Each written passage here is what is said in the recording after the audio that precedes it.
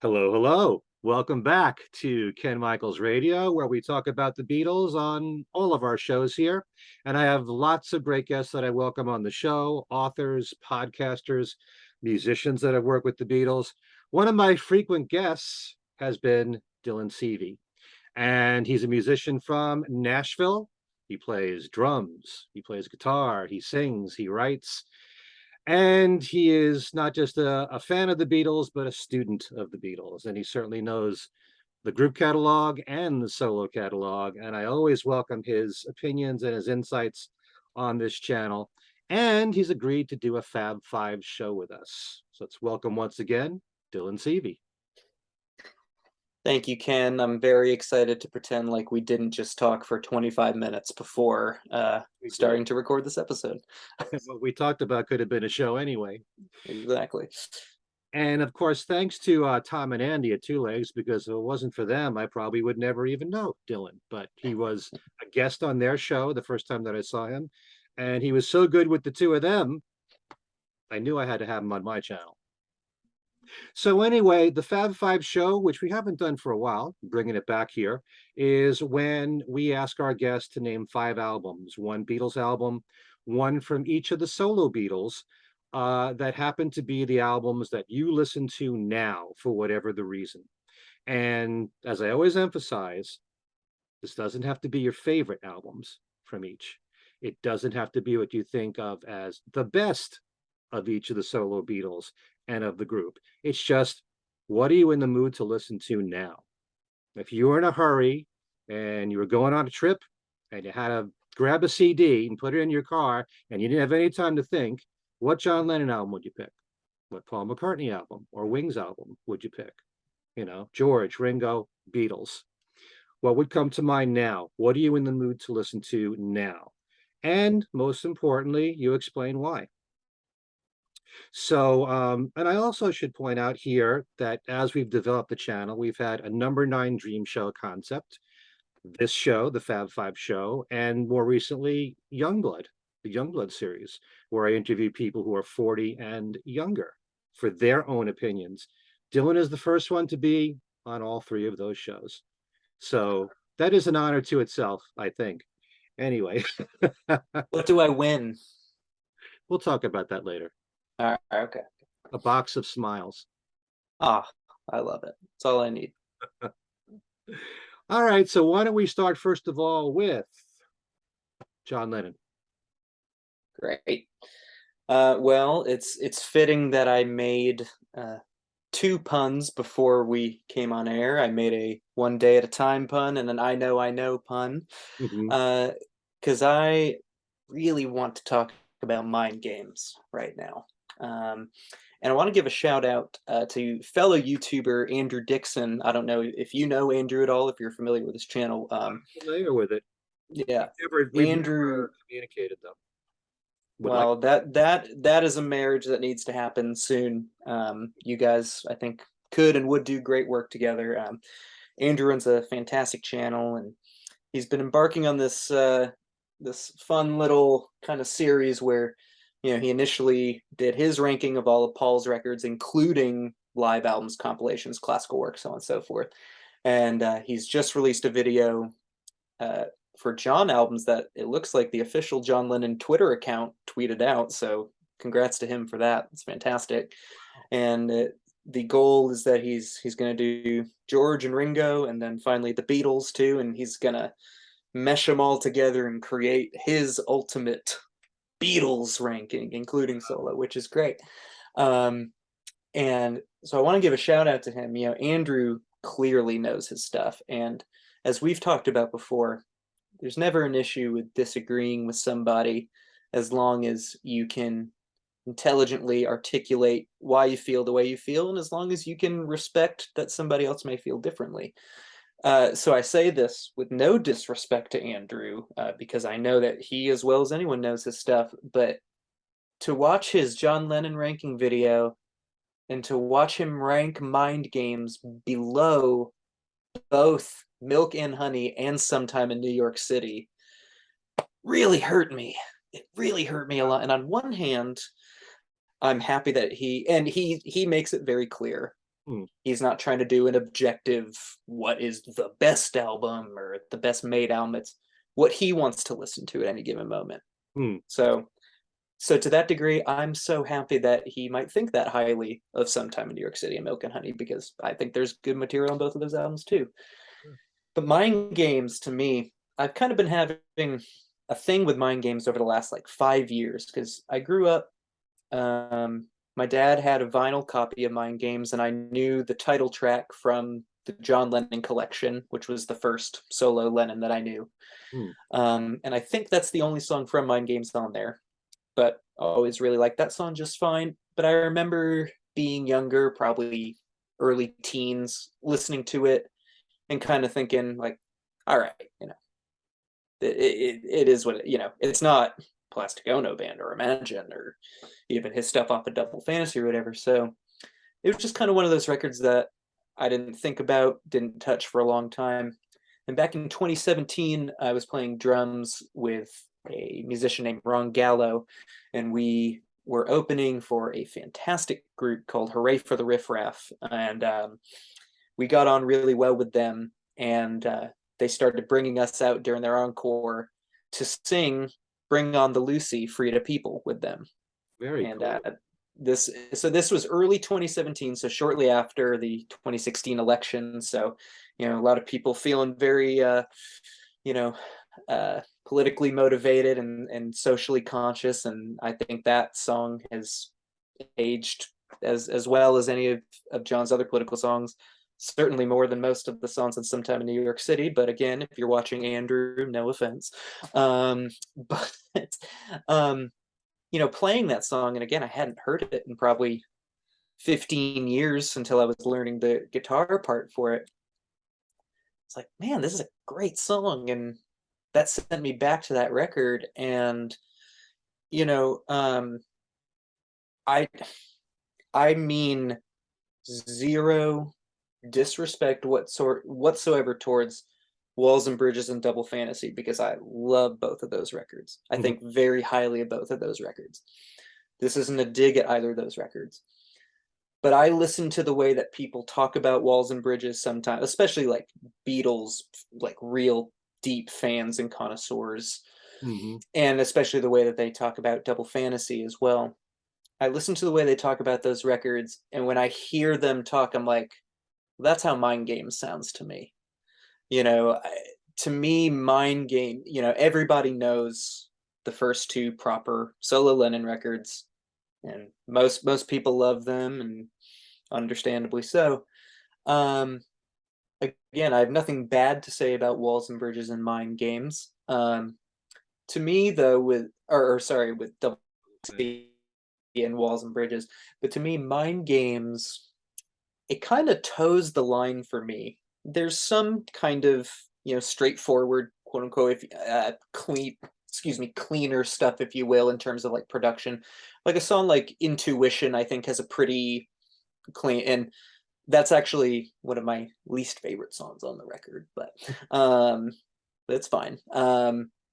But there's also, obviously there's stuff like Meat City, which is loud and dirty and rocking, but even some of the more, I guess, straightforward rock or pop songs or even ballads, like a song like Out the Blue is a beautiful ballad, and it's got, the female backing singers on it and everything, but there's still, I hear a dirtiness to it, like, a bit of a heft to it that Mm. I really, really enjoy. That I'm not going to say it's not on Walls and Bridges, because I certainly hear it in a song like Nobody Loves You When You're Down and Out. It's massive and it's huge and so much. But I think Walls and Bridges is a pretty clean record overall, which is not a bad thing whatsoever. This is not a knock on Walls and Bridges. I just I just want to make that clear, because I also love that album. I know everyone else does, but to me, Mind Games, when I think about why I love John Lennon, I love John Lennon's music so much because I feel like he, maybe better than anyone in history, at least in terms of this style of music, is able to toe that line between that sort of grittier, not even just grittier music, but a grittier attitude. And it can come across in a song like Julia, which is as beautiful a played and sung song, but there's still a, I don't, dirtiness isn't the right word, but it's a very, that song packs a punch. And John, at his best, he just knew how to pack a punch. And it doesn't matter whether that's a song like Working Class Hero, and it's just him and his guitar, or it's a song like I Don't Want to Be a Soldier Mama, where it's everything. And Mind Games to me has quite a bit of that. And I've heard some people say, and there's a discussion about like, well, you have to listen to the 2002 mix of Mind Games. That one's that, like, I don't know. I'm not, I have the original record and I think the 2002 CD, and I've listened to it on streaming services. No matter when I listen to it, I hear the same songs and I hear the same production. And I can hear a song like Tight Ass, which, yeah, is a rocker, but it's kind of got like a nice sheen to it. But then I hear a song like I Assume a Sin, I'm Sorry, which there's a tension to that song that's typical a lot of the Lennon stuff that I love best. And it doesn't matter whether it's loud, soft, major key, minor key. There's I hate using this word because it sounds so crass, but there's a lot of balls to that album that I really, really enjoy. And I won't say that Double Fantasy doesn't have it. I won't say that Walls and Bridges doesn't have it, because I think certain songs do and certain recordings do. But I think Mind Games, and there's a couple songs on Mind Games, like I honestly don't care for One Day at a Time at all, really. And Intuition, I'm kind of iffy on. But the rest of them, man, I think there's a brilliant balance between great songwriting, great musicianship. I think Gordon Edwards is the name of the bassist. I might have that wrong, but oh my God, his playing all over Mind Games is unbelievable. The band sounds great. John's voice sounds strong. And, you know, coming out of Sometime in New York City, which was both a critical and commercial failure, you know, I've heard some people try to claim that, well, you know, Mind Games is just him trying to be commercial again, which that might be a fair criticism. I think he's obviously trying to be more commercial than Sometime in New York City. But if being more commercial means writing better melodies and writing more universal lyrics, and I don't want to knock the arrangement, I don't want to knock Elephant's Memory, but, you know, it's he doesn't have the Phil Spector production, the Phil Spector influence. He's running the ship there, and the studio band for Mind Games is just incredible.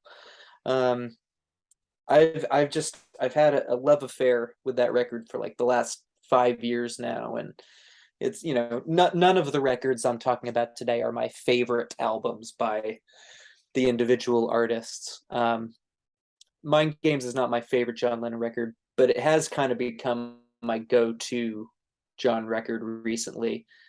I Know is so easily a top 5 solo John song for me.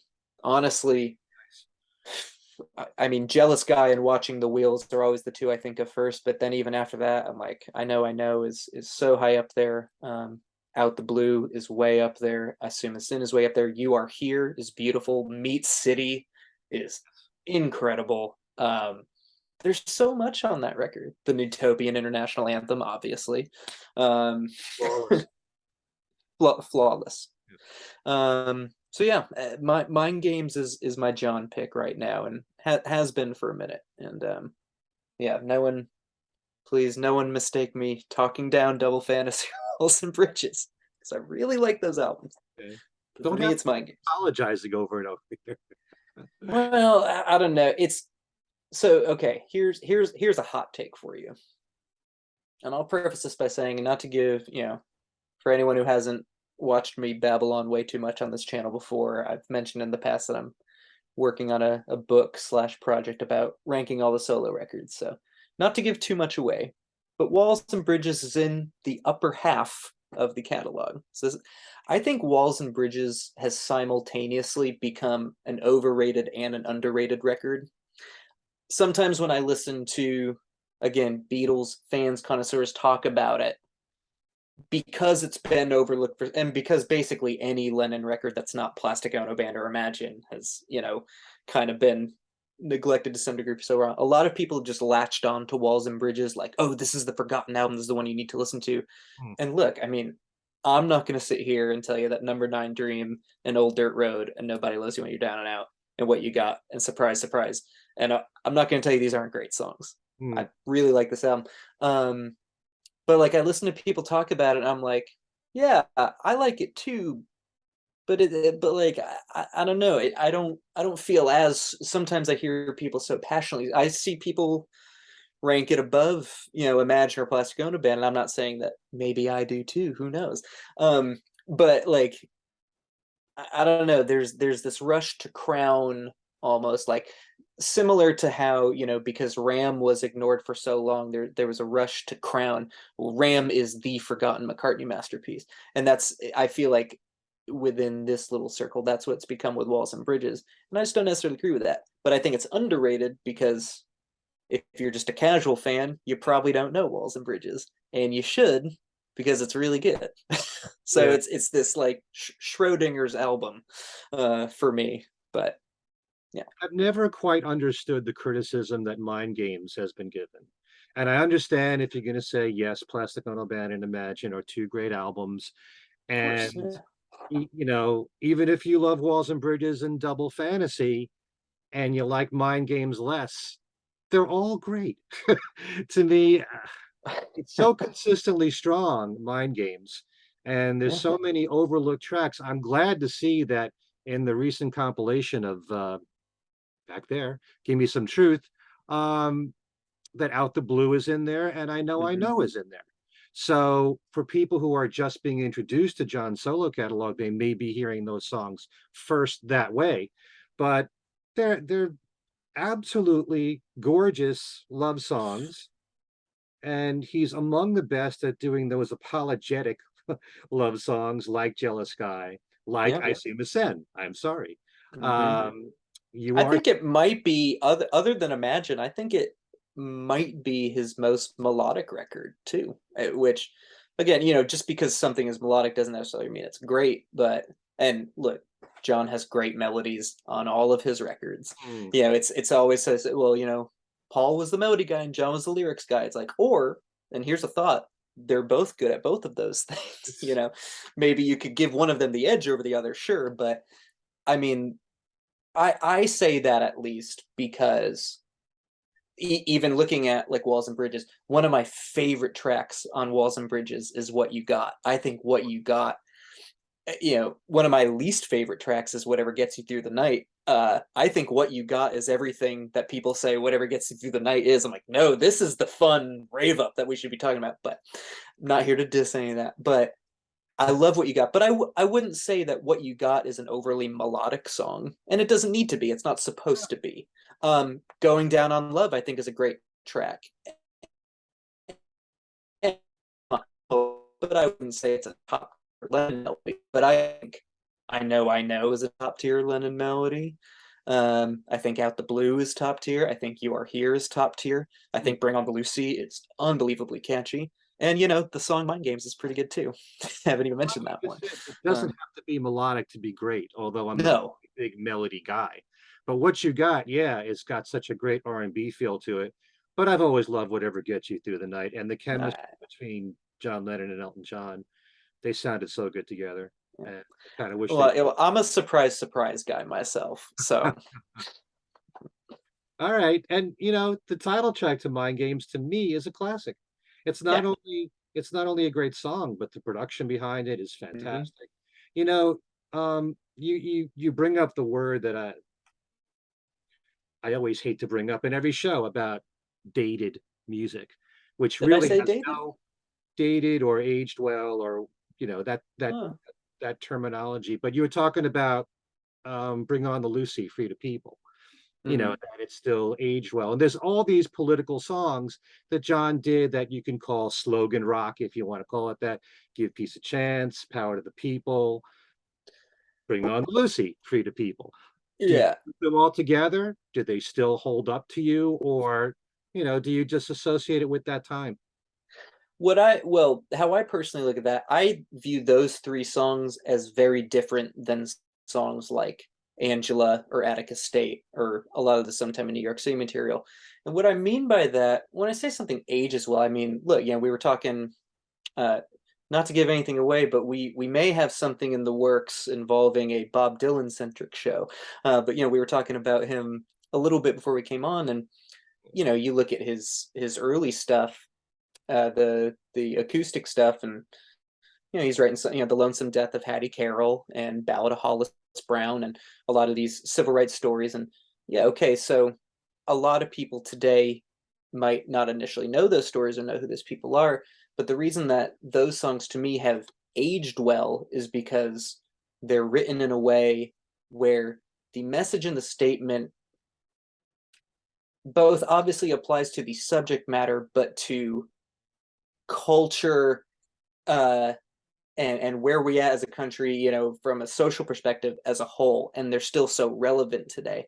Certainly in terms of songs like Angela or Attica State, it's not as if racism and prison reform aren't still, very important topics that we need to be discussing today. Mm-hmm. But I just think the way that he wrote those particular songs, I don't want to say that they're clumsily written, but they're so on the nose, and to me they're just not written as nuanced, especially when he's written other, like I think a song like Power to the People or Bring on the Lucy.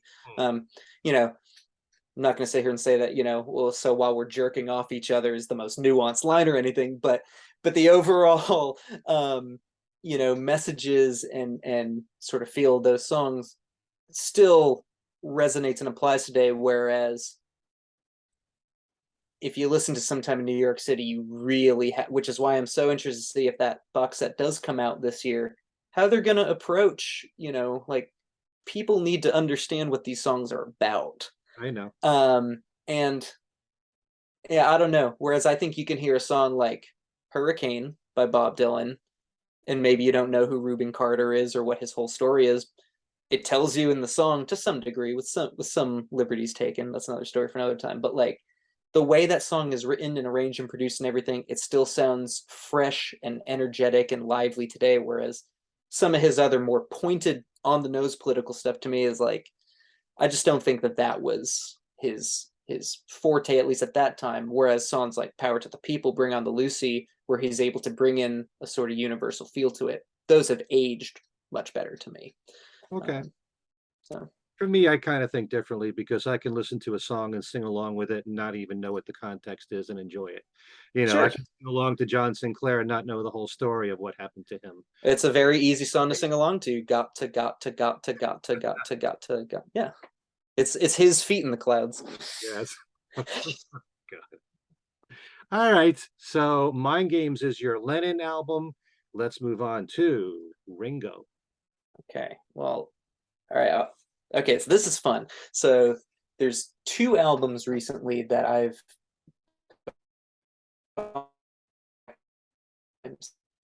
and I could not for the life of me decide. So I'm gonna let you pick for me. Oh, I can either talk about how I feel about our friend Joe Mayo's favorite record, Old Wave from 1983, or what I think, another record that doesn't get talked about a lot. I'm not going to say it was his last good album. I will say it was his last great album. And for me, that's Choose Love from 2005. So you choose. I'll choose Love. You'll choose Love. So when people talk about Ringo's kind of renaissance, if you will, obviously he gets sober, he does the All-Star Band, then he comes back with Time Takes Time. And Time Takes Time, I think, is a very, in the Beatle community, a very widely loved and respected album. But it's almost kind of like its own separate thing. It had been 9 years since he had released a record. It had been 11 years since he had released a record that you could get in the United States or United Kingdom. And then it would be another 6 years until Vertical. So there's a lot of time on both sides of that record. And but then obviously Vertical Man in 98 comes out, and then people also talk about that, as so it's like, which do you view as the beginning, quote unquote, of his renaissance? Like, is that as it applies to his studio career or his career as a whole? I don't know. It is what it is. But everyone talks about Time Takes Time. And a lot of people talk about and recognize Vertical Man. And I think, I mean, from what I've seen and read and listened to over the last few years, especially, it seems like Ringo Rama has also gotten a lot of pop. And not that it was a huge chart hit or anything, but it seems like quite a bit of people, you get your standard people who are like, yeah, I know Ringo from 73 and that's it. But like, even some of those people know Never Without You because it's the big George tribute song and whatnot. And Choose Love, to me, I don't ever hear it get talked about on the same level, especially as Vertical Man or Time Takes Time or even Ringo Rama. But it's the third record of mostly original material, with Mark Hudson and the Roundheads. Obviously there's I Want to Be Santa Claus, but that's half covers and half original and whatnot. What I've always really liked Choose Love. And as I've gone back to it in recent years, what I've grown to really respect more and more about it is that on those records that came before it, and obviously on a lot of records in the 70s too, he relied on his famous friends to a degree. So Time Takes Time, you get Brian Wilson coming in to sing background vocals on a track, and you got Jeff Lynne producing 2 tracks, and the Jellyfish guys who were kind of big at the time. Vertical Man, I mean, fucking everybody's on Vertical Man. And Ringo Rama, sorry for the swearing if any kids heard that word. But and then even Ringo Rama, you've got Eric Clapton and David Gilmour and Willie Nelson and Timothy B. Schmidt. On Choose Love, yeah, Chrissie Hynde comes in and sings Don't Hang Up, and Billy Preston is on a couple tracks. But for the most part, that is a Ringo and the Roundheads record. And, we've talked before on this channel, so I don't want to rehash too much of it again. We've talked before about how we feel about the Mark Hudson years in general and how we feel about the direction his career has gone in post Mark Hudson, if you will. What I think is funny is that a lot of people who like defend the Mark Hudson stuff say it's his best stuff and like he just completely fell off after that. It's like they'll talk about starting with Liverpool Late. It's like, well, Liverpool Late is largely a Mark Hudson and Roundheads record. And I agree that I don't think Liverpool Late is a particularly spectacular record. And I think that Liverpool Late is as good an argument or makes the argument as good as possible that it was time for him to maybe do something different and move on. Maybe the formula was getting stale. I don't necessarily buy into the fact that there's a formula running across like those 3 records. That's really, I think Vertical Man is very different from Ringo Rama, and that Choose Love is different from those records. But certainly with there's an emphasis on let's acknowledge the Beatle past and the Beatleness of you, but let's also let's write these songs together. I think Ringo Rama was his first record ever where every single song has a Ringo writing credit on it, and that's huge. And obviously most of Vertical Man, but you got Let Me Do and Drift Away, and then Choose Love is the same thing. And I have a lot of opinions on Ringo's songwriting since he and Mark haven't been working together anymore. I will mostly save all those, but what I think is great, so great about Choose Love is that they really just, to me, seem to hunker down and write a set of really tight songs that work across the board. Because when I look at every album after Choose Love, some of which I would say are good albums, some of which I wouldn't go that far to say, there's always something uniformly lacking for me. Like I can pick out individual songs that I really, really like, or I can look at a song and say, well, I don't love that song, but I do like the melody, or I like, the lyrics, or this and this and that. Choose Love, basically every single song for me, I'm like, pretty good lyrics, check. You don't ever expect to hear, you know, Bob Dylan lyrics on a Ringo record, but I think a "Gimme Back the Beat," what is it? "Shadows of Your Memory Break Through." That whole verse is like, it's a really solidly written verse. Great melodies across the board. I listen to songs like uh "Some People," "Me and You," "Satisfied." These aren't like major compositions, but they are very smartly written. The lyrics work perfectly for them. There's nothing cringy about those lyrics. There's no "Postcards from Paradise" level lyrics in any of those songs. There is no, and I will not have you defend that song on your own channel in front of me, That's a clever but song where you're using titles of Beatles songs in there. you and I have very different definitions of clever then. But that aside, I mean, look, it's on "Choose Love" too. "Tomorrow Never Knows What Goes On." See what you did there, Ringo. Which I don't have a problem with every now and then. When there's a whole song around it. Another story for another time. And Ringo, to me, again, I don't want to rehash it too much. "Choose Love" is the last record for me where I feel like I'm really listening consistently to Ringo's voice, because starting, I mean, really with "Why Not," but even a little bit on "Liverpool 8," they're tuning up his voice so much. And again, I'm not an anti-auto-tune person, and I'm not talking about it in the way that it's used on like "Money" from "What's Your Name." I'm talking about just like general, like, we're going to do a vocal take and we're going to make sure it's tuned up. To me, the best part, or the most important part about Ringo's artistry, because we're not going to look at Ringo and say he is the musician or the songwriter or the singer that John, Paul, and George were. That doesn't mean he's not great. I think what his greatness largely stems from is his personality. And a big part of that is his voice. I think about songs throughout his catalog, like "A Man Like Me," or "As Far as We Can Go," or even "I'm Yours." And to be honest, I think if John, Paul, and George, or George, sang any of those songs, I'd be like, "Oh, guys, what are you doing?" But when Ringo sings them, I'm like, "This works." And I love these songs for that. I affectionately call it Disney Ringo, and I mean that in a truly good way.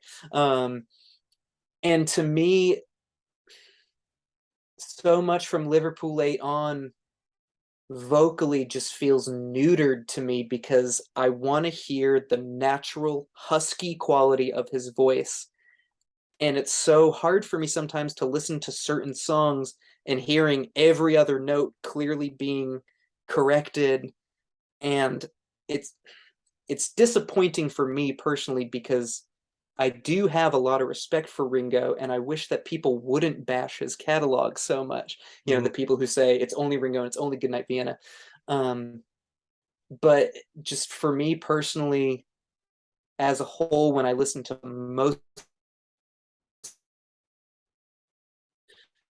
I'm really like, there's something missing. And for me, "Choose Love" is the last time where it's all there. His voice sounds confident and great and natural. The melodies are extremely well written and smart. The arrangements are so tight and incredible. I was listening to "Me and You" on the car ride home today, and listening to the way that the bass interacts with everything on that track, and listening to the way the acoustic guitars all blend together.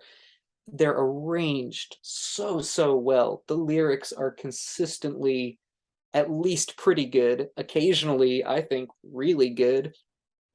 And yeah, I never hear that record get talked about as much as a "Vertical Man" or a "Ringo Rama." And as far as the Mark Hudson years go, I think it deserves to be talked about. I view it very much as the third album in a really great trilogy. And so that's that's my Ringo choice right now. We can talk about "Old Wait" at another Well, I time, think though. you stated everything just eloquently there, and I agree with so much of what you said, especially about the personality in Ringo's voice, which matters a lot.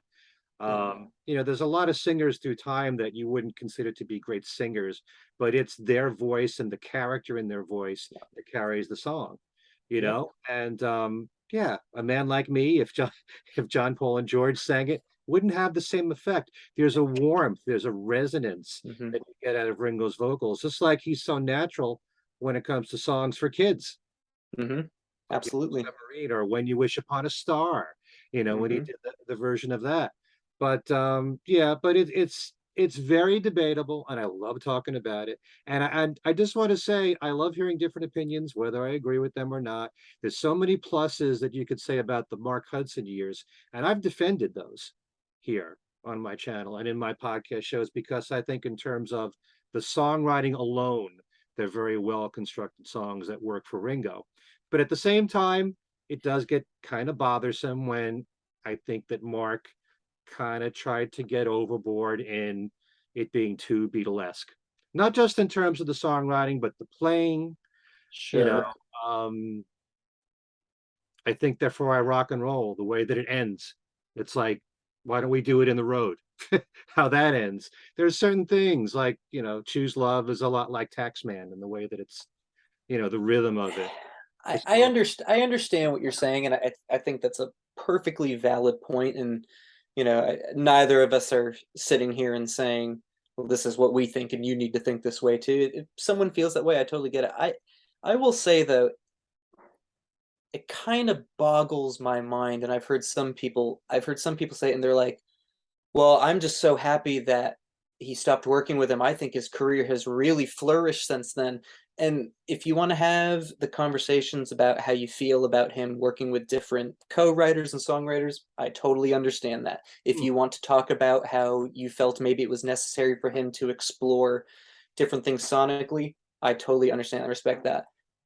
It boggles my mind though, like when I listen to the albums, and I'm not trying to be mean here, but it boggles my mind how anyone can listen to a full album that he's put out since then and say that it musically, lyrically, vocally, or production wise is in any way superior to the Mark Hudson years. That's just my opinion. Um, hmm.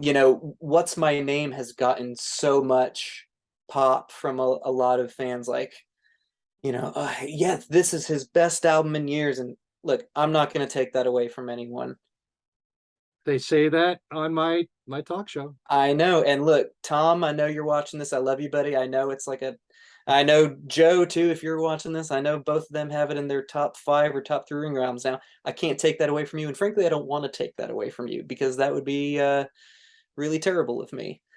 But I don't hear it whatsoever. And the EPs have been hard for me to get through.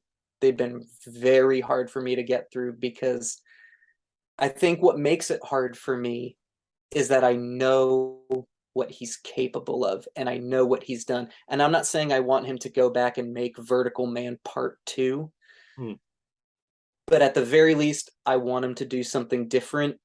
He's been doing kind of the same thing for a little bit now. So uh,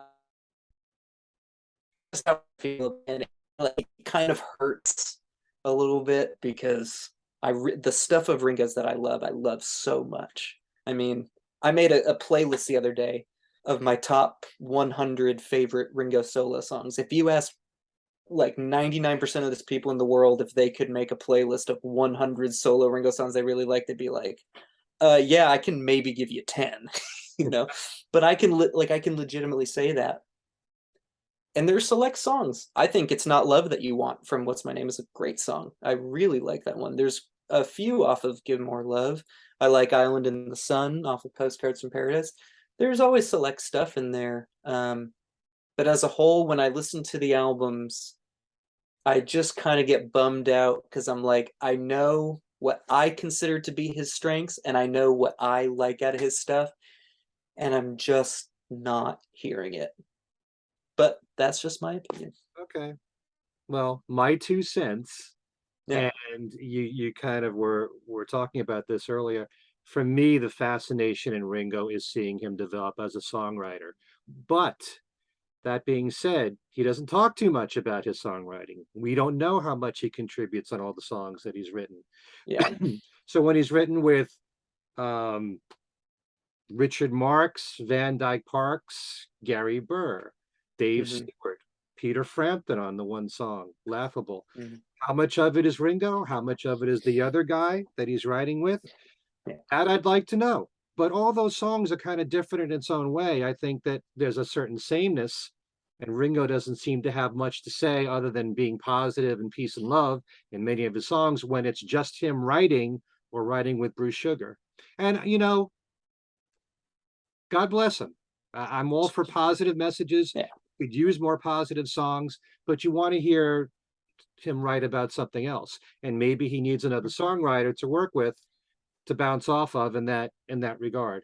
So and there's different genres that he's tackled since the Mark Hudson years. Time Sure. with Dave Stewart is very different for him as a song. You know, I love that one. Yep.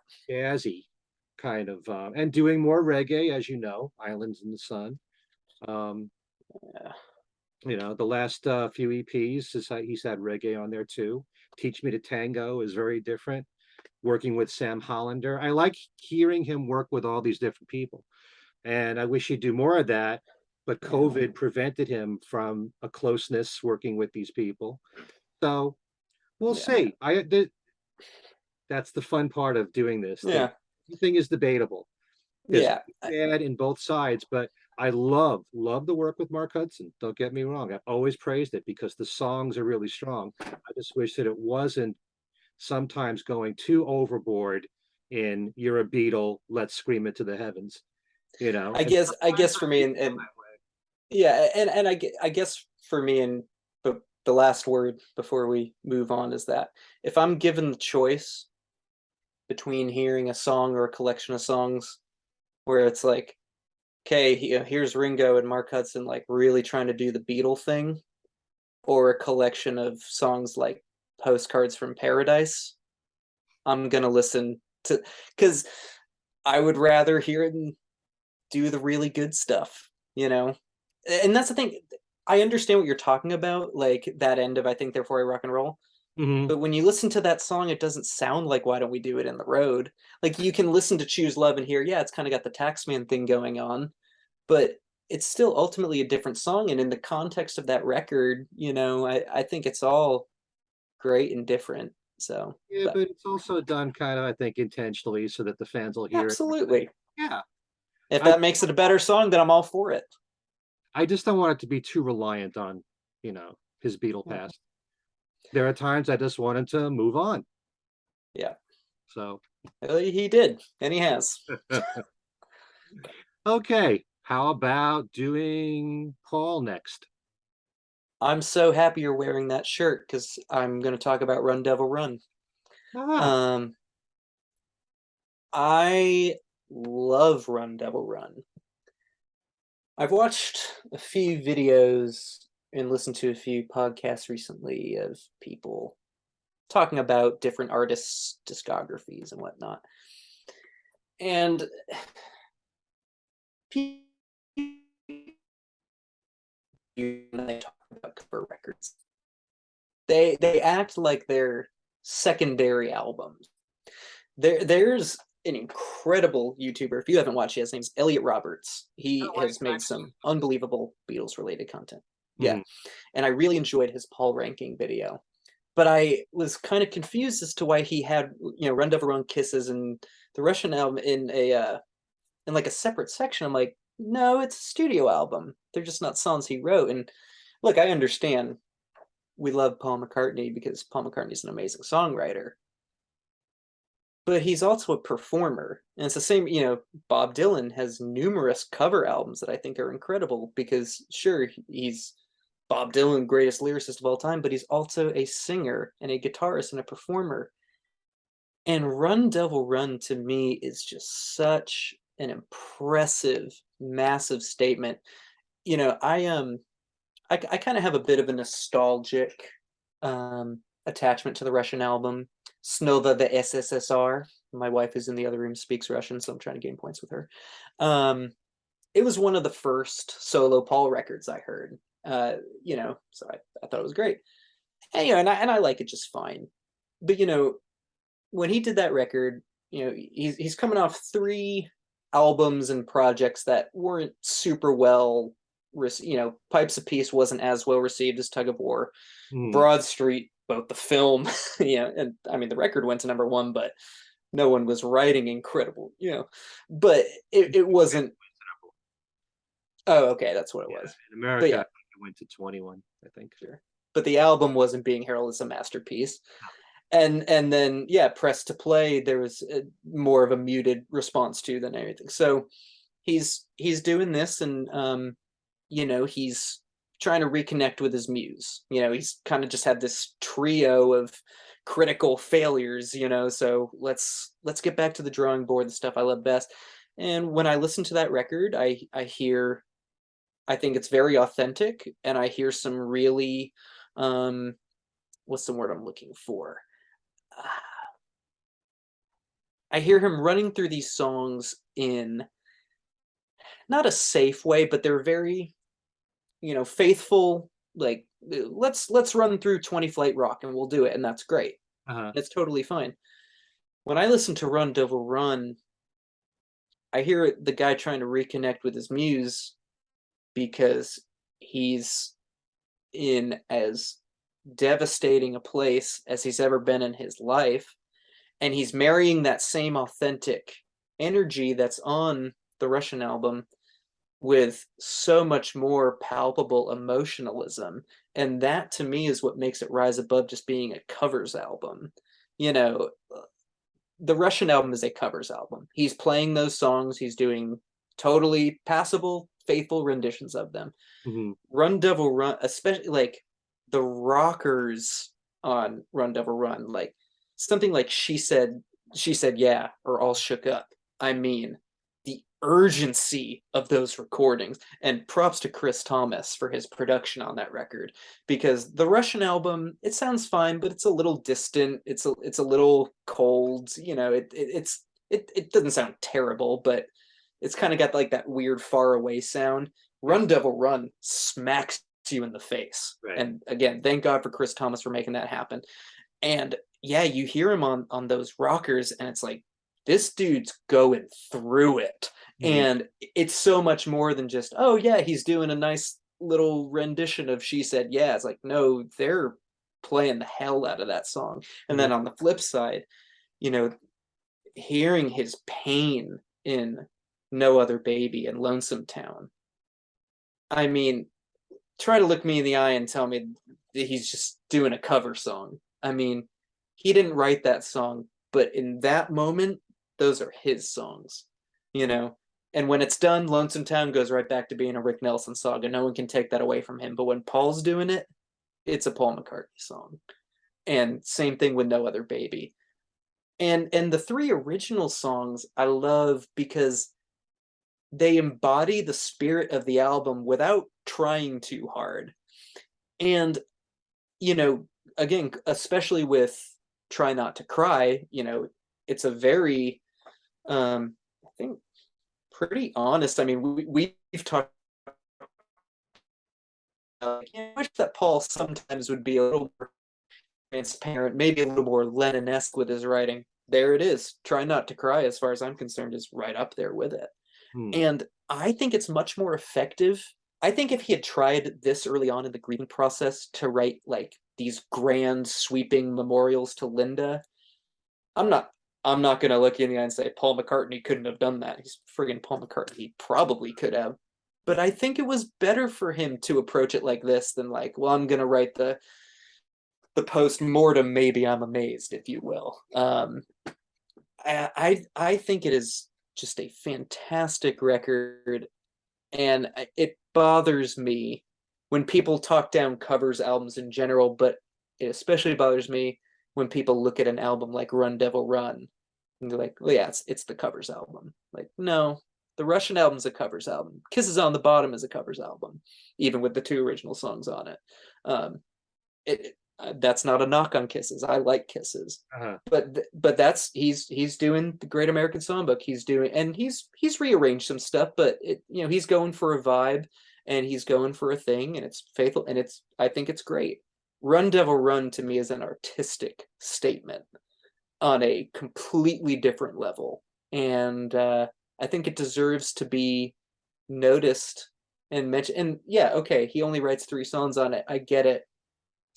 I'd rather listen to an unbelievable performance by Paul McCartney of a song he didn't write than a fine performance of a mediocre composition that he did write. That's just me personally. Okay. Um, you know, I like Used to Be Bad fine enough, but I'd rather listen to most of the tracks on Run Devil Run before listening to Used to Be Bad. And I'm not going to say Used to Be Bad is better because it's an original song. So No Other Baby to me is probably a top 50 McCartney song or top 50 McCartney recording. That's how highly I think of that. Well, you're certainly getting me to change the way I look at this album, because to me it's a covers album. And like you said, I could no, well, I'm kidding. how I'm kidding. how do you equate an album that's mostly covers with all originals? To me, it's always been in a different category. Um, but you make a great case here. I mean, I never looked at Try Not to Cry. Now, if I put in the context of Linda has just passed away, try not to cry, cry, cry, cry over you. Yeah, I could see that. But normally it's just, a good original rock song that he just wrote, but you know, you applied more thought to it. And Well, yeah, No Other Baby, I'm pretty sure was a favorite of Linda's, which I think mhm. and she also liked Rick Nelson, Yeah. I believe. So and by the way, McCartney's vocals on Lonesome Town. Oh my God. He sings it an octave higher than Rick Nelson too. Yeah, I know. It's That's really tough to sing in that range. So he really nailed it on that song. But yeah, and I do well, like when you change arrangements of songs like All Shook Up is so different mhm. from the Elvis Presley version. You know. So my thought process, in my opinion, which this doesn't need to be your thought process or anybody else's. This is just how I look at it. I don't listen to an album by Paul McCartney. I don't listen to Back to the Egg or Press to Play or Driving Rain or Egypt Station or Band on the Run or any of them and think, okay, well, I'm about to listen to this Paul McCartney album and I have these standards for Paul McCartney. So, like, let's see what I go into. No matter what album I'm listening to, I go into it as I am a fan of music. So, what does this sound like? Mhm. And so, for me, like, okay, I'll let's ruffle some feathers. I would rather listen to Run Devil Run than listen to London Town. And I don't say that because I don't like London Town. There's quite a few songs on London Town that are some of my favorite Paul McCartney songs. But there's also, in my opinion, and potentially only my opinion, which is okay, a lot of middling material on London Town. Mhm. Not necessarily awful or bad. There's a couple that but there's a lot of stuff like, okay, that's a song, it exists. I would rather listen to Paul McCartney, the singer, the performer, the guitarist, the bass player, sing and play a bunch of great songs really, really well than listen to some of those middling songs on London Town. And when I look at, for me, what the highlights are of London Town, like my personal favorites, they're great, but even those aren't enough. To me, that doesn't compare. I push back on just being able to say Run Devil Run as a covers album. To me, this is the sound of Paul McCartney grieving the love of his life. That is an artistic statement to me, and it does not matter that he didn't write a lot of the songs. And I would rather listen to that than listen to Girlfriend, personally. So that's how I view. But I'm not. But I can't be like, well, I can't value Run Devil Run higher because he didn't write a lot of the songs. Like, yeah, okay, he's a songwriter, and that's one of the main reasons we love him.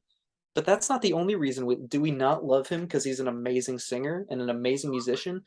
I mean, I'd rather listen to the entire Buku's a Blues record, which doesn't have a single song written by Ringo, than almost anything off of Postcards from Paradise. Sorry, other than Island in the Sun, which I like. But it doesn't matter to me who's writing the songs. What matters to me is if it's a good, honest performance that something doesn't need to make a statement for it to be great. There's plenty of inconsequential songs that I absolutely adore, but I think Run Devil Run is not inconsequential at all. I think it's a very important album. I think you could take the Russian album out of history, out of his discography, and it wouldn't mess up the timeline too much. I don't think you can take Run Devil Run out. I think it's a very important record, and I think it deserves to be the whole concept of, oh, it's just a cover album.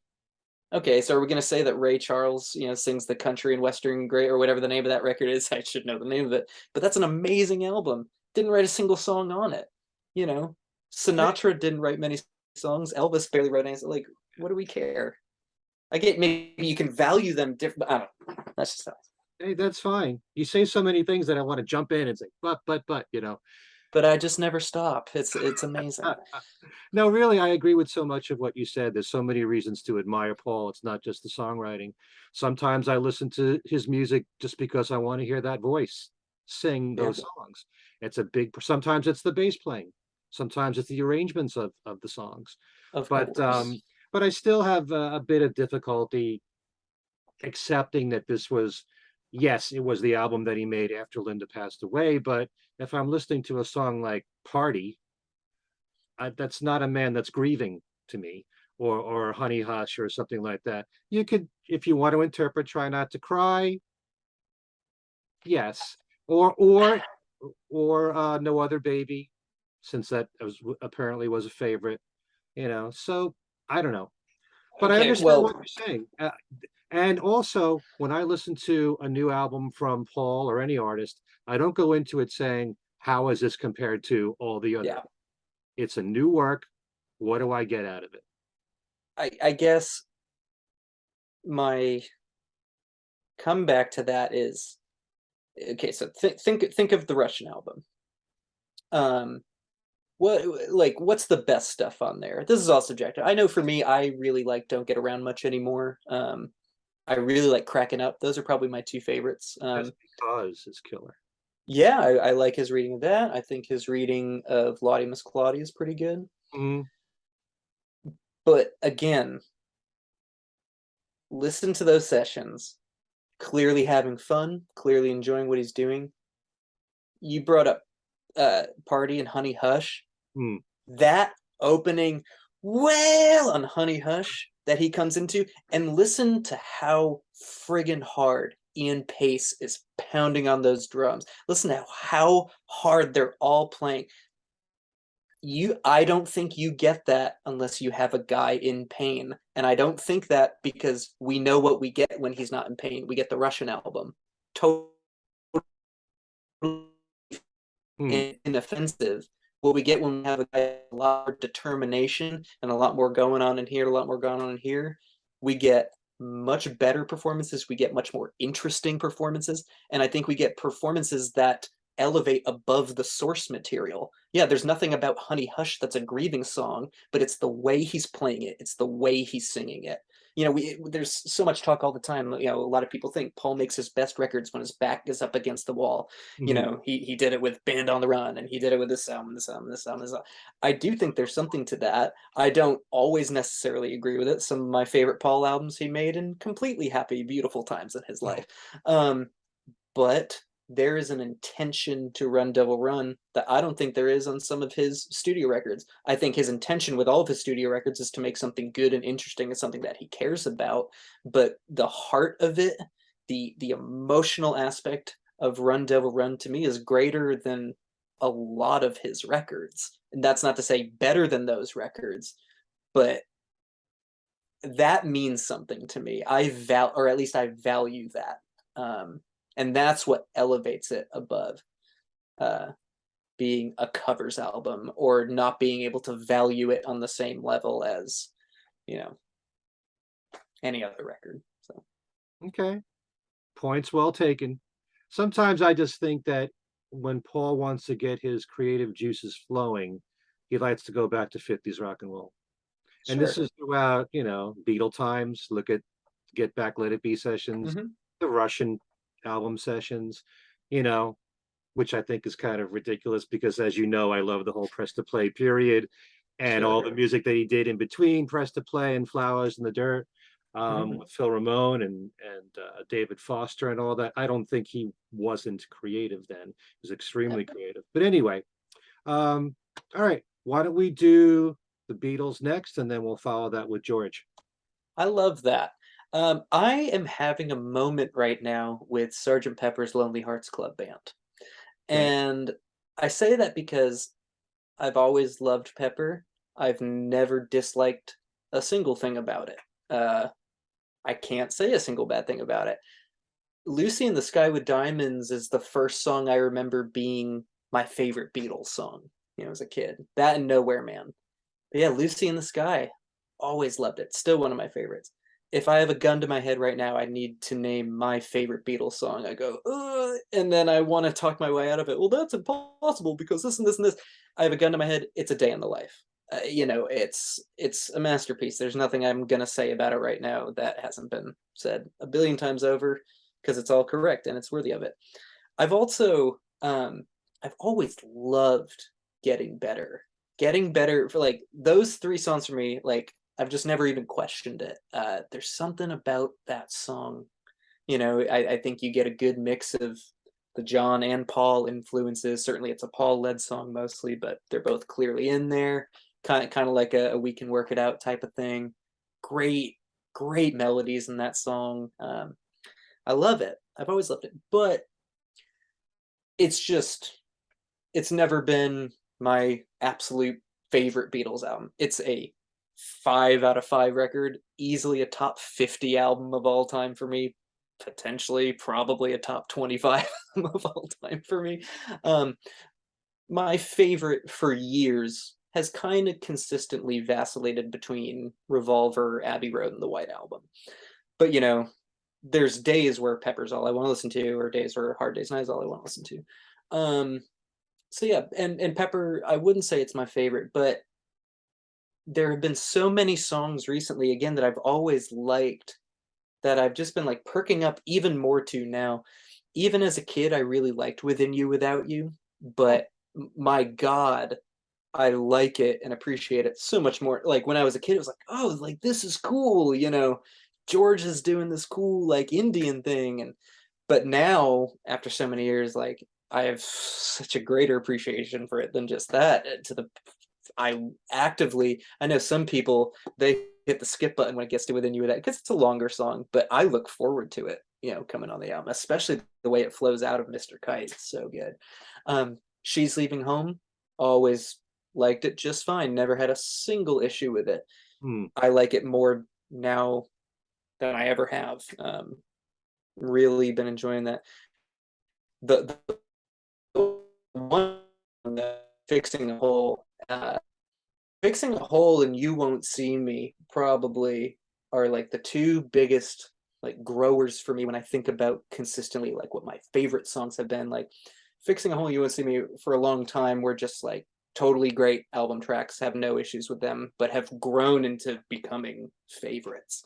I Uh-huh. think Paul's voice on Fixing a Hole sounds so good. Um, George does not get a lot of opportunities to shine on Pepper, but he gets his a great guitar solo in on that song. Um, love the harpsichord at the beginning. I love everything about it. And maybe it's because I absolutely adore the 1-2 punch of title track and Little Help from My Friends, and Uh-huh. Lucy in the Sky has always literally been one of my favorites. Getting Better's always been one of my favorites. So maybe it was just like after 4 songs I loved so much, the fifth song was always like, okay, yeah, cool, another great song. But like hearing it isolated more and more over the last few years, I'm like, oh no, this one, as the kids say, this one goes hard. I really love that song. And I've always loved Good Morning, Good Morning. I think it's a brilliant arrangement and production.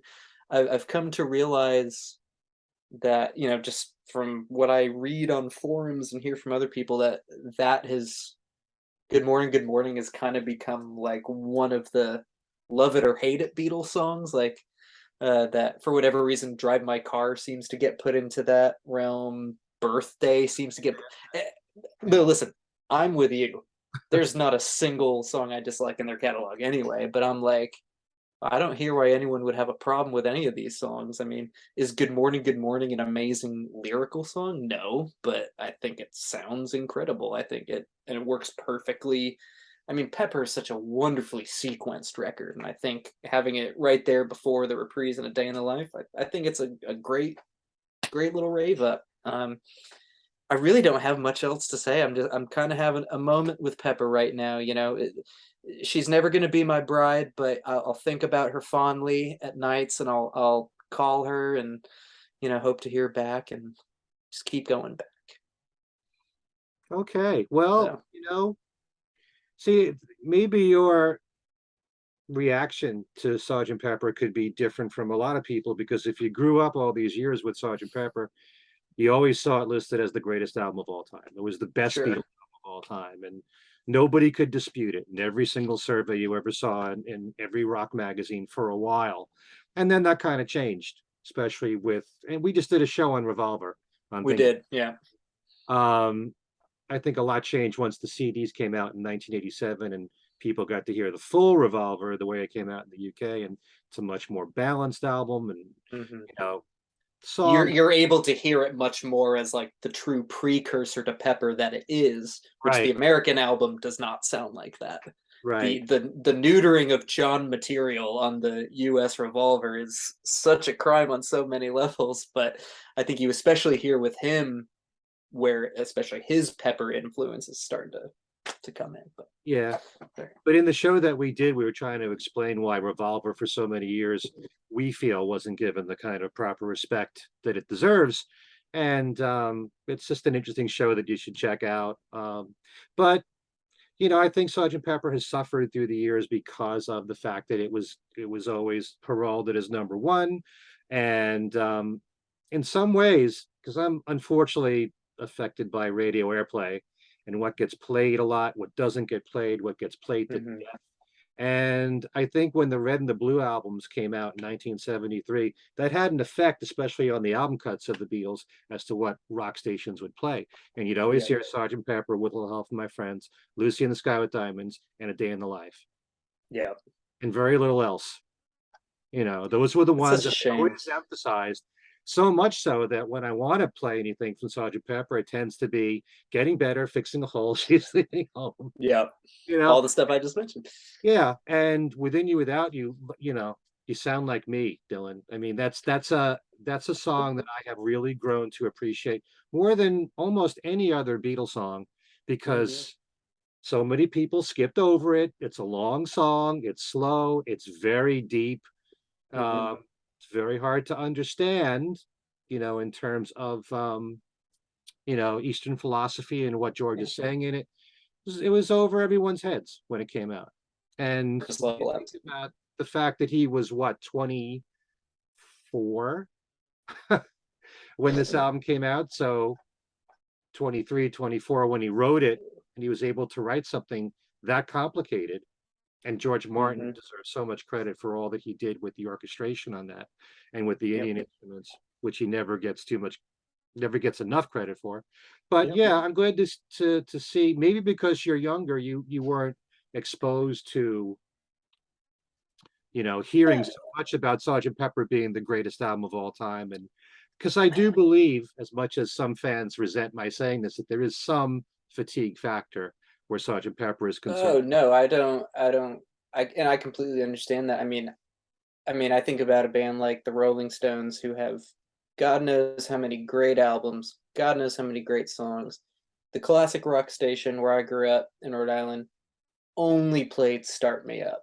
And there's nothing inherently wrong with Start Me Up, but it's to the point where I'm like, I don't ever really want to hear this song again, Hmm. unless I'm listening to Tattoo You as a whole. But no, I get it. I think for me growing up, you know, late 90s, early 2000s, I feel like it was Pepper was still talked about in a similar regard. I think it's always been, in my opinion, what I always viewed as like the public perception was like, it's a race. What's better, what's more influential? Is it Pepper or the White Album or Abbey Road? And I'm just like, I mean, I think all three of them are amazing.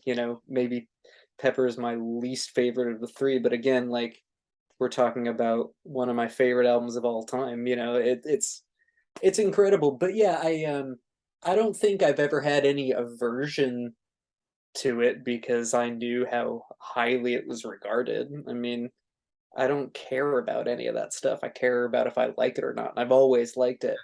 But yeah, I don't know. I've just and if my best friend back home, his name is Brendan, if he's watching this, he'll probably hate me for this because his favorite Beatles album, it either is still Sergeant Pepper or it was for many years. And I didn't even feel that strongly about it. I just like to mess with him and get his goat and be like, yeah, I guess you can have that opinion, but Abbey Road is way better. And I fought him so hard on it to finally where he's like, oh, Abbey Road. And now here I am talking about like, why isn't Sergeant Pepper great? Uh, But it is. They're all great. but Hot take. you follow what I've been saying, my co-hosts have been saying, tastes change all the time. Your Of favorite album course. can change from month to month from the Beatles. Yep. And, we all have valid reasons why they Yep. change. That's the beauty of a catalog that's that powerful and that solid all the way Yeah. throughout.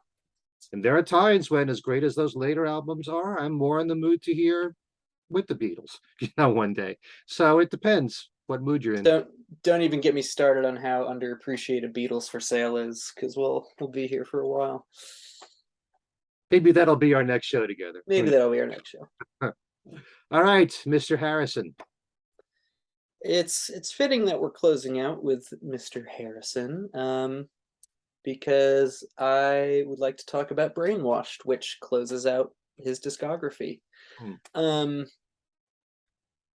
My thing with Brainwashed, you know, when I relate it back to Double Fantasy in terms of, and it's obviously slightly different, Double Fantasy was released while John was still alive.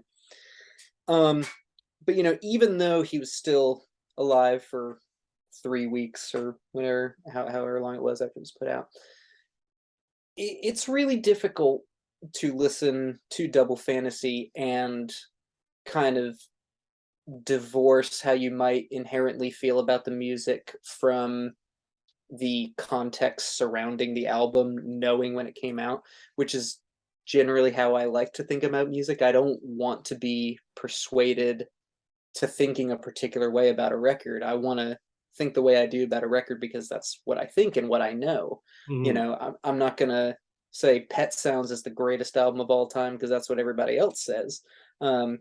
But like it's so hard with Double Fantasy. Like, how do you not listen to Beautiful Boy and think, oh my God, he's singing this beautiful song to his son and so on and so forth. With Brainwash, it's different, obviously, because it was finished and then came out after.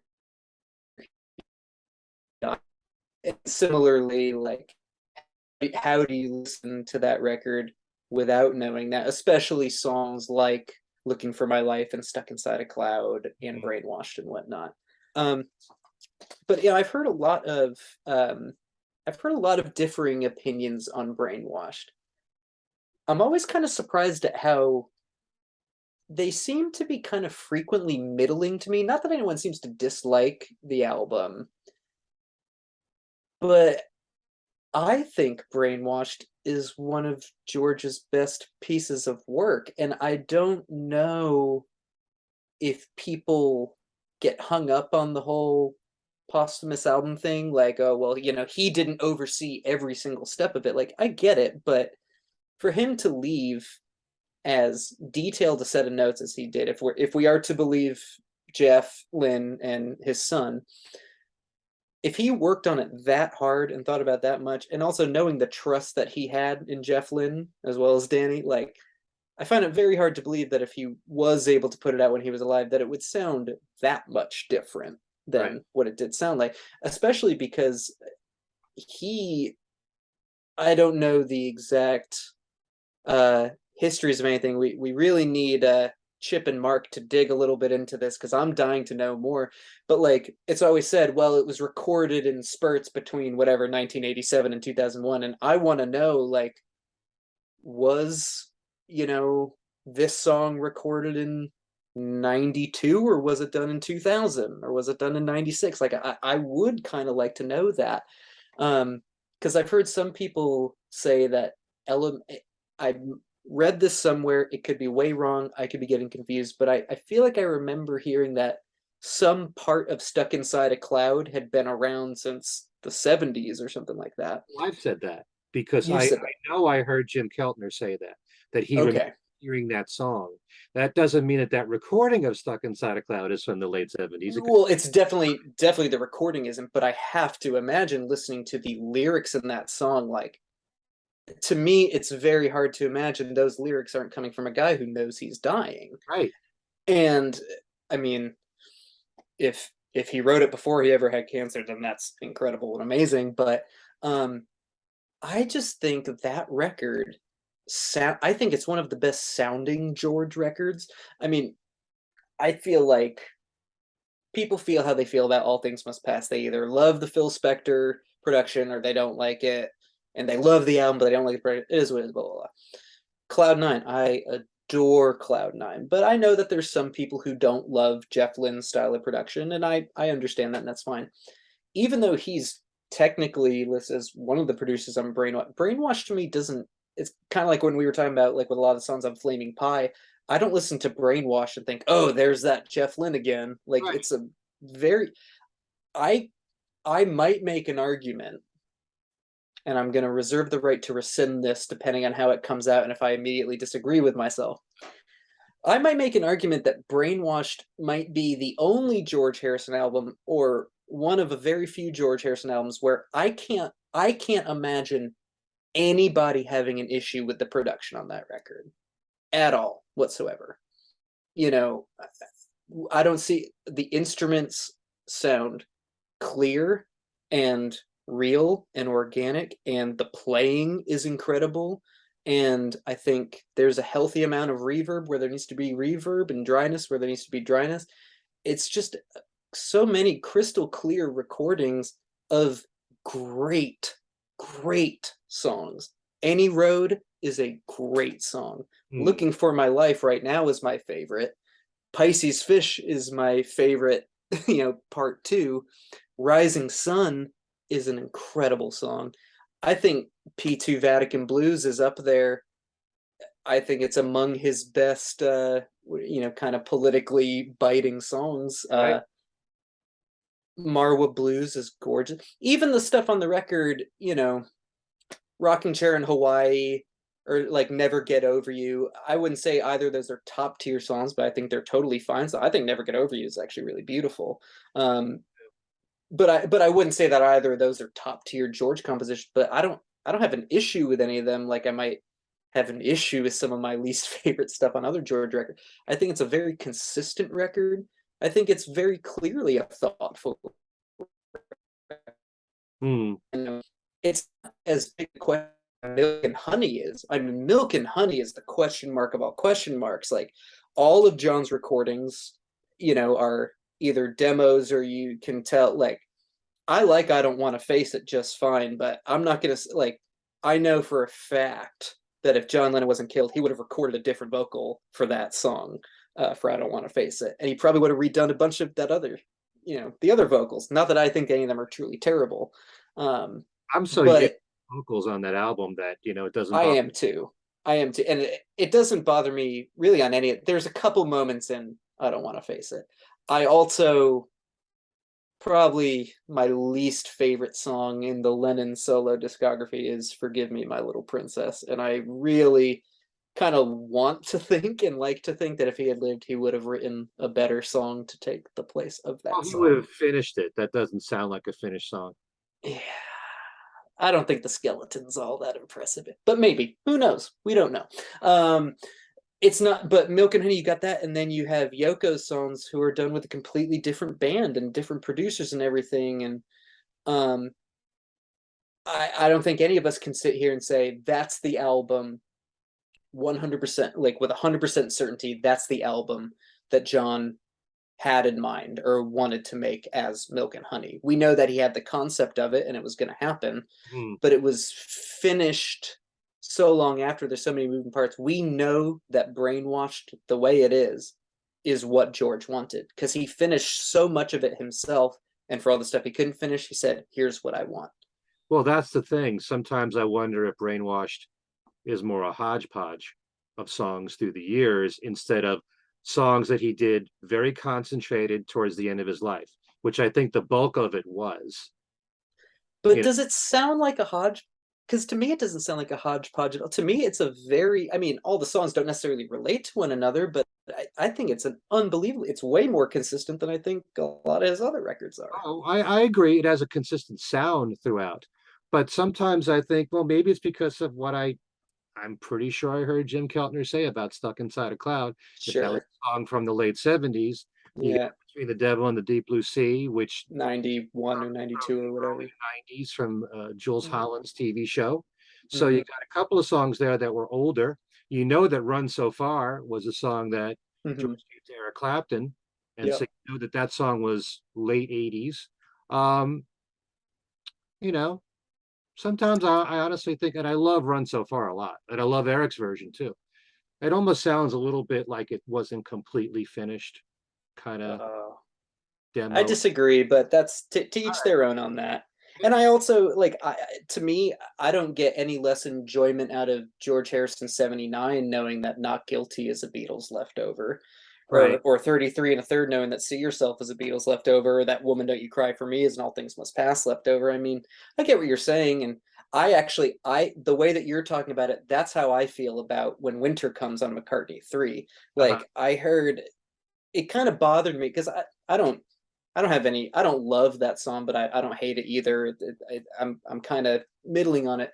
But I heard so many people they just rushed to be like, "Oh my god, it's so nice to," because he has the voice again, and I'm just like, well, firstly, that doesn't mean it's a good song. Again, not saying it's a bad song, but like, I felt like people were fawning over it just because of the voice, and I like to me that's way more jarring after listening to an album of 78-year-old Paul and then hearing When Winter Comes. Hmm. Again, not necessarily bad or awful, but for me, like that sounds way weirder and more out of place than anything. Like, sure, we know that Between Devil and Deep Blue Sea is from 91 or 92, whatever, but his voice sounds, I think, I mean, Rocking Chair in Hawaii is the only song where I'm like, he sounds maybe a little sick here. Yeah, that's Like, I think his voice sounds incredible on most of the rest of the. I think his voice on Any Road sounds unbelievable. Pisces Fish, like those low notes are so powerful. Pisces River through my soul. I can't even hit those notes. But his high notes are fantastic on it as well. I don't know. People I understand it's probably a difficult record because, maybe people don't want to, remember or think about, him passing. I guess I can understand that, but I don't know. I'm a little befuddled when I hear a lot of middling response to that record. And like again, knowing the history behind it, yeah, maybe it was recorded at all these various points, but that is still a record that he had a vision for. Those were the songs he picked out, regardless of when they were recorded. That was everything that he wanted to do with it. So I don't know. I guess I don't subscribe to the hodgepodge theory of it because it doesn't sound like a hodgepodge to me. And I know this is what he wanted. Whereas with Milk and Honey, it's like, I don't know if that's what John wanted at all. well, I want to believe what you're saying. I've never actually seen or read an interview with Danny or Jeff Lynne where they said these are the exact songs, for the album. Hmm. I don't know if they ever said, yeah, I want Between the Devil and the Deep Blue Sea from the early 90s and put that on there. But I do know that he gave strict instructions to Jeff and to Danny to make the album less posh than Cloud Nine, not Cloud Nine. Yeah, but yeah. not as much of a Jeff Lynne sound Mm-hmm. Which Scale they it back succeeded a bit. with. What's that? Which I think they succeeded with. And Oh I think yeah. it sounds fantastic. And I love Cloud9. I love Cloud9. I have no issues with the production on Cloud9. Mm, Um, but I think the production for Brainwash, you know, the only thing that really, well, I shouldn't say the only thing. There's a few things that make me sad about Brainwash. Um, one thing though that makes me sad is, you know, we there's so many arguments that I've heard you have with other people that we've probably had too. mm, I don't subscribe to the theory that just because something is more organic means it's better or right. anything like that. Um, I do think one of the reasons that I and a lot of people love Flaming Pie is because I think it is refreshing, even though I like a lot of the stuff he did right before it too. I do think it is refreshing to hear Paul scale back a little bit and say, I'm really going to focus on like this aspect of my songwriting and go with this sound. I feel that way about a lot of Time Takes Time and then especially Vertical Man. I hear a lot of that in Brainwashed, and I am a little bit like, I bet George could have, if he had wanted to, I would have loved to have heard him do just a couple more of these like throughout the 90s, just like drop one in there, you know, because there is an organic feel to Brainwash that I think the Jeff Lynne ELO thing works so well for Cloud9. I wouldn't change it. But on the flip side, I think the very, very organic feel of Brainwashed works perfectly to its advantage. And it would have been nice to maybe get one or two more like that. But if all we get is Brainwashed, I have to be okay with it, and I am okay with it. I think it's one of his best records, and I don't know. I'm sometimes just confused by the middling response I get. I'm not saying it's All Things Must Pass or Material World or anything like that, but it's way up there for me. And I've just pulled it out last week and listened to it in full for the first time in maybe a year and a half, and I just am always blown away. I mean, just for that record, those first seven songs. I mean, Any Road, P2 Vatican Blues, Pisces Fish, Looking for My Life, Rising Sun, Marwa Blue, Stuck Inside a Cloud. How can anyone sit here and say like, I agree. I definitely. yeah, But you know, you can't get all wrapped up in what people are saying today because, as I've said a yeah. million times, opinions change. Well, that's why Just do I'm it 10 here. years from now, like, from another podcast talking about Brainwash, and they might be praising it to the hilt, you know? Well, that's the thing. I think we're going to start seeing a cycle here in the next few weeks. Run Devil Run is going to be the most talked about McCartney record, and everyone's going to be all over Choose Love. And I think we can pinpoint this exact moment as when the tides turned. And I'm happy to be that martyr and to be that cultural figure. I think we need that. I think Yeah. I need this. Hmm. I'm sure that all my talking about praising Press to Play will have an effect sometime in the future. I hope so. I look forward so heavily to that archive set. I really, really hope that he's not going to skimp on that archive set just because it wasn't, a commercial or critical smash hit. But the way I look at it is like neither was Wildlife and neither was Pipes of Peace, and we got sets for those. So that gives me hope that Press will come. But I do hope that we get London Town and Back to the Egg this year One first. thing that I will be most curious about, and there are times in the last few years, like you were just saying, Red Rose Speedway, especially, when we're getting a lot of material now, extra material. And there Mhm. were times before that when he was very skimpy in what he put out in his archival Yeah, box. Uh, absolutely. but Oh maybe my god. Well, there's some stuff like Wings at the Speed of Sound. There's just not a lot there. seven So tracks. Well, how do you know that there aren't a lot of alternate takes that might be interesting? He probably thought that it's true. maybe his fans didn't want that.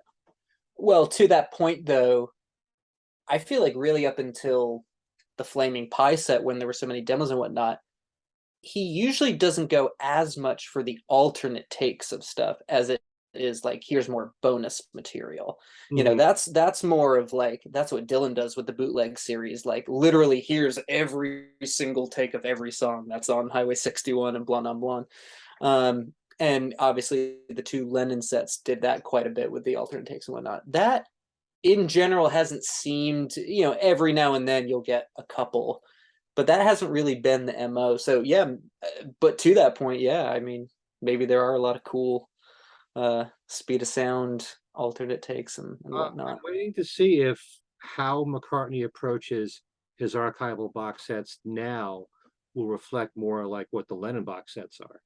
Mm, Even All Things Must Pass, and like some of what he's done, he's given you very little, like Speed of Sound. yeah. First McCartney album. There probably isn't too much you can do with the first McCartney album. And Speed of Sound 2 was done basically while they were in between tour dates, which is another reason why I can't imagine there's too much more, but maybe alternate takes. Yeah. Um, I don't know. I still believe that there's so many outtakes on most of the albums, but whether or not he feels it's worth putting out is another story. well, So, hey, look, we didn't get Unbelievable Experience on the Tug of War set, so I don't know what I'm supposed to do with myself with that one, but or seems like old times. I like that song a lot. That's I from the. thought that was is that Tug of War? I thought that was Back to the Egg. No, I'm pretty sure it's Tug of War. Sure. Well, it's all the more reason for the in 10 years when we get the 50th anniversary of Tug of War to Well, maybe this will be never ending. When the entire McCartney catalog is done up to the present time, maybe he'll start all over again, or the family I'm take over, and we'll I'm see. 100%. Just give us London Town and Back to the Egg this year, Paul, please. Just make it happen. I don't mind if First to Play comes out first. Anyway, I'm fine with anything. Just give us something. all right, Dylan, this has been a blast, and looking forward to having you on more often on the channel. And thanks for all your insights and educating me somewhat and our audience. Hey, I learned from everybody. So that's what it's all about. Hearing different opinions, maybe picking up a thing here or two that you'll agree with, maybe you won't agree with. That's what it's all about. Anyway, thanks so much for watching. And oh, by the way, thanks to all of you who made the channel up to 1,000 subscribers. Yes, I'm so happy about that. Just happened. Thanks to all the new ones. Thanks to all of you who have been there from the very beginning. Does that mean I can unsubscribe now since you hit the goal? And all your friends that you told to subscribe, they'll Yes, unsubscribe. yes. So now you guys have to help me out because I'll be losing some. Yes. Anyway, thanks so much, and we'll see you next time. Take care.